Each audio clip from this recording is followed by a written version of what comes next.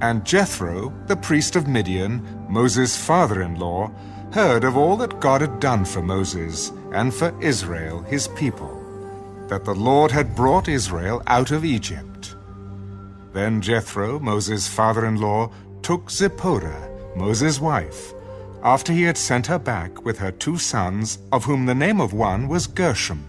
For Moses said, I have been a stranger in a foreign land. And the name of the other was Eleazar.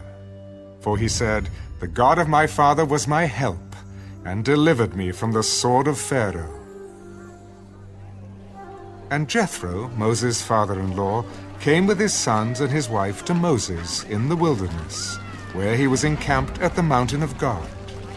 Now he had said to Moses, I, your father-in-law, Jethro, am coming to you, with your wife, and her 2 sons with her.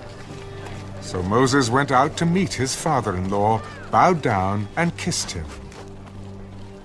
And they asked each other about their well-being, and they went into the tent. And Moses told his father-in-law all that the Lord had done to Pharaoh and to the Egyptians for Israel's sake, all the hardship that had come upon them on the way, and how the Lord had delivered them. Then Jethro rejoiced for all the good which the Lord had done for Israel, whom he had delivered out of the hand of the Egyptians. And Jethro said, Blessed be the Lord, who has delivered you out of the hand of the Egyptians, and out of the hand of Pharaoh, and who has delivered the people from under the hand of the Egyptians. Now I know that the Lord is greater than all the gods, for in the very thing in which they behaved proudly, he was above them. Then Jethro, Moses' father-in-law, took a burnt offering and other sacrifices to offer to God. And Aaron came with all the elders of Israel to eat bread with Moses' father-in-law before God.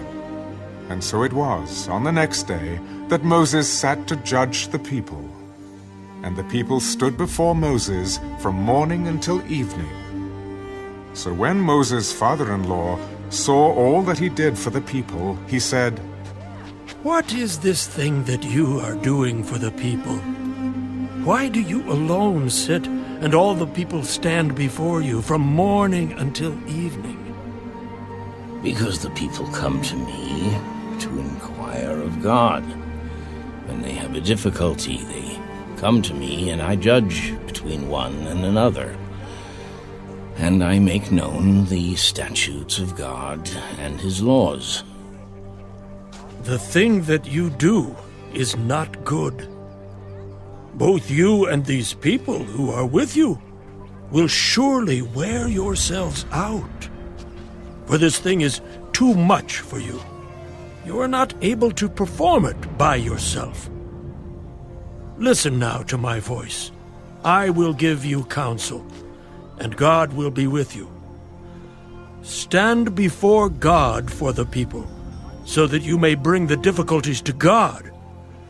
And you shall teach them the statutes and the laws, and show them the way in which they must walk, and the work they must do. Moreover, you shall select from all the people able men, such as fear God, men of truth, hating covetousness, and place such over them to be rulers of thousands, rulers of hundreds, rulers of 50s, and rulers of 10s. And let them judge the people at all times. Then it will be that every great matter they shall bring to you, but every small matter they themselves shall judge. So it will be easier for you, for they will bear the burden with you.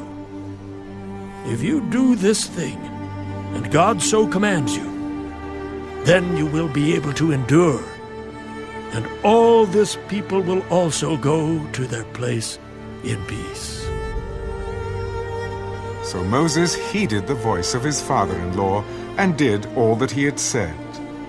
And Moses chose able men out of all Israel, and made them heads over the people, rulers of thousands, rulers of hundreds, rulers of 50s, and rulers of 10s. So they judged the people at all times. The hard cases they brought to Moses, but they judged every small case themselves. Then Moses let his father-in-law depart, and he went his way to his own land.